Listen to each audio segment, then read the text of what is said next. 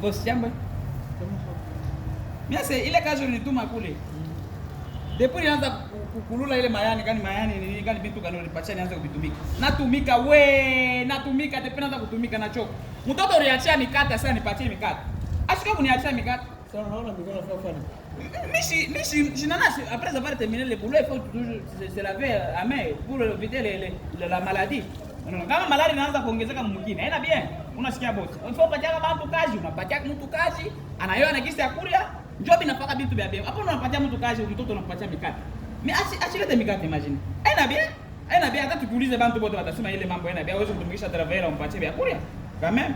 Hein? Ndio mimi nasema hivi unakulia hapa. Vomia tusaidiane juu kushiba ni kwa bantu wote. Unashiki.